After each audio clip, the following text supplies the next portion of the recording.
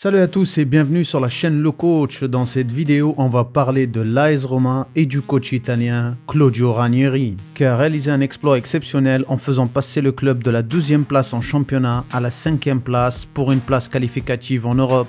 Arrivé en cours de saison, sur les 24 matchs qu'il a coachés, il a remporté 15 matchs, 5 nuls et seulement 4 défaites, ce qui fait exactement 50 points. À titre de comparaison pour bien comprendre cet exploit, l'un des cadres européens, le FC Barcelone d'Hansi Flick et de la superstar Lamine Yamal, a engrangé 52 points sur les 24 dernières rencontres, ce qui montre à quel point que le travail de Ranieri est une transformation réelle de l'AS Roma. Et la presse qui parle du maestro italien et de l'incroyable transformation de l'AS Roma avec le meilleur bilan de Serie A. Est-ce le troisième miracle de Ranieri? Car si vous vous rappelez bien, il a déjà réalisé plusieurs miracles. Le premier en remportant la première ligue à la surprise générale avec Leicester City lors de la saison 2015-2016, où il a signé l'un des plus grands exploits de l'histoire du championnat anglais, devenant ainsi une superstar en Angleterre et en Italie, mais aussi très populaire pour les fans de foot en France et en Algérie, car c'est grâce à son coaching qu'il fera exploser les deux superstars Riyad Mahrez et N'Golo Kanté.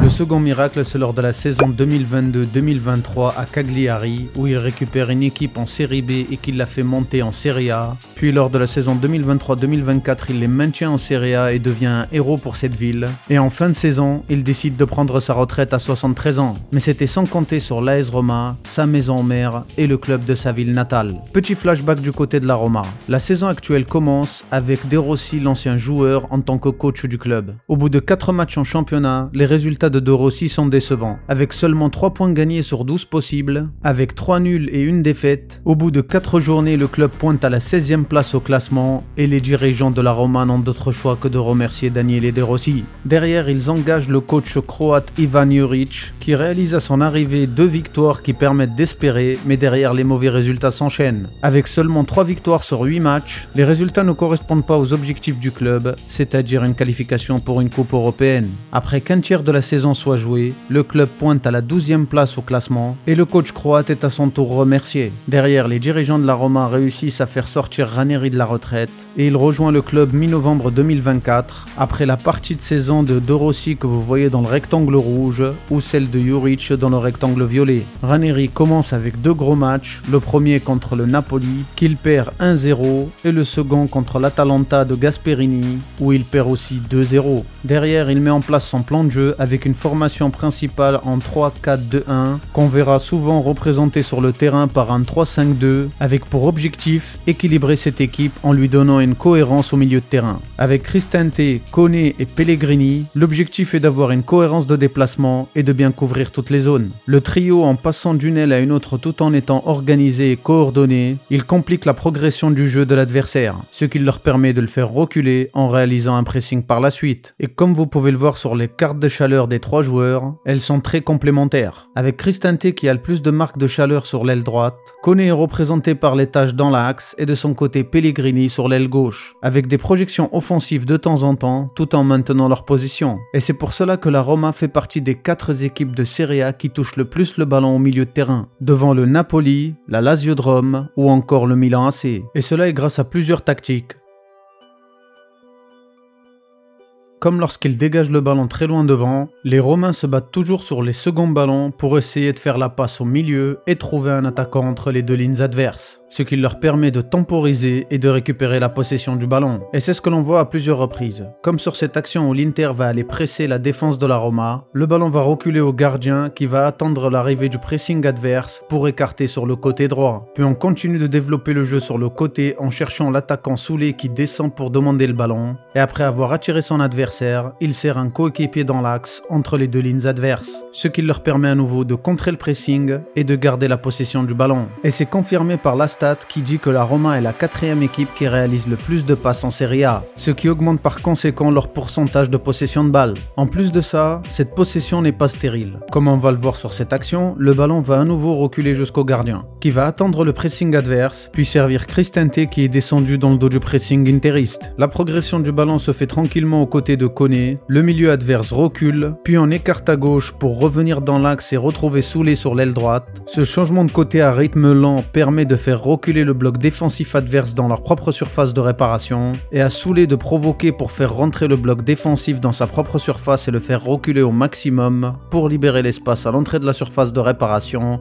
et servir un coéquipier, qui devra frapper immédiatement à la réception du ballon, comme ici Koné qui tente sa chance. Comme vous avez pu le voir sur cette action, la possession de balle finit souvent par un tir au but, comme le prouve cette statistique qui montre que la Roma est la 5e équipe en Serie A devant la Juventus et le Napoli à avoir un nombre de passes important qui finissent par une occasion de frappe. Et c'est comme ça qu'ils vont réussir à battre l'Inter avant leur double confrontation contre le FC Barcelone. Avec à nouveau la même action où le ballon recule jusqu'au gardien de la Roma, le pressing interiste est en place, le ballon passe cette fois-ci sur le côté gauche avec le défenseur Ndika qui va réaliser une passe axiale pour trouver un coéquipier entre les deux lignes adverses, et grâce à une feinte de contrôle le défenseur Bisek se fait tromper et le pressing adverse est contré. Après avoir contré le pressing adverse, les joueurs de la Roma n'accélèrent pas le rythme, au contraire ils maintiennent un rythme lent quitte à ce que l'adversaire revienne se positionner en défense. Soulé est servi sur l'aile droite, puis il vient provoquer Di Marco et le fixer dans la surface de réparation pour à nouveau servir à l'entrée de la surface. Et comme vous le voyez, Cristante et Koné sont totalement seuls aux 16 mètres, et toute l'équipe de l'Inter est dans sa propre surface, ce qui permet à Cristante de frapper, sa frappe est contrée mais le ballon arrive à Soulé qui avait continué sa course vers les buts,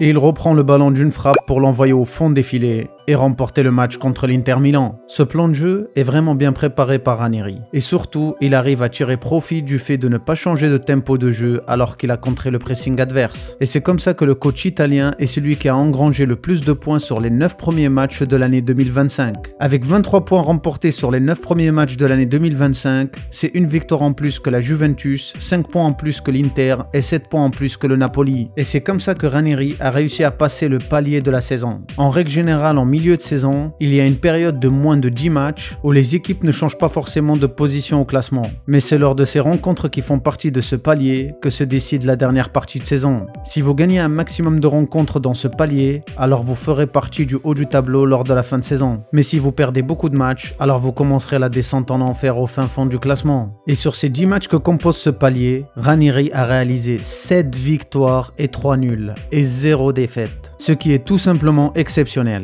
Alors qu'il a joué l'AC Milan, la Lazio de Rome, le FC Bologne qui a remporté la Coupe d'Italie la semaine dernière, le Genoa ou encore le Napoli. Et il a réussi à faire tout ça avec un jeu direct à la récupération du ballon.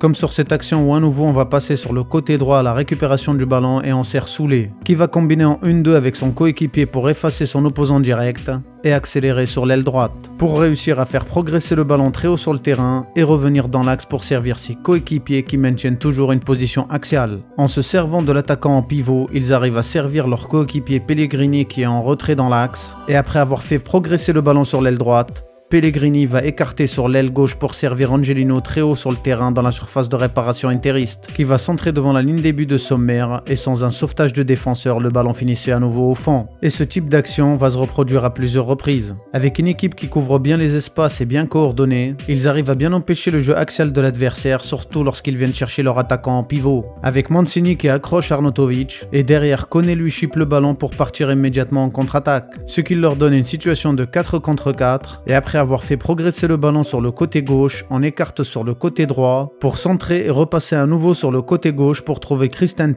qui cadre pas sa frappe. De plus, la Roma est devenue solide défensivement grâce à d'excellentes permutations entre la défense et les milieux, comme on va le voir sur cette action, où ici le défenseur de l'Inter va se faire presser par l'attaquant de la Roma. Son objectif est d'écarter sur Di Marco sur l'aile gauche qui est seul. Dès que la passe est faite, alors Soulé lâche son opposant direct et accélère pour monter sur Di Marco. Ce qui fait que le défenseur central Selic est obligé de lâcher Lautaro Martinez pour aller couvrir le dos de Soulé et prendre son opposant direct. Et de son côté, Koné descend pour aller prendre Lautaro Martinez et prendre l'opposant direct de Selic. La permutation de poste est parfaitement réalisée, Di Marco ne trouve personne et il perd le ballon. De plus, sur les phases de possession de l'adversaire, toute l'équipe n'hésite pas à défendre, même dans sa propre surface de réparation. Ce qui permet au gardien de la Roma d'avoir le maximum de clean sheet en Serie A. Avec 15 clean sheets réalisés depuis l'arrivée de Ranieri, il est devant le gardien du Napoli Meret ou celui de la Juventus Gregorio. Il ne reste plus que 2 matchs en Serie A, avec un contre l'AC Milan ce soir, qui sera un match au sommet en Serie A car les deux équipes jouent pour une place qualificative pour les coupes européennes,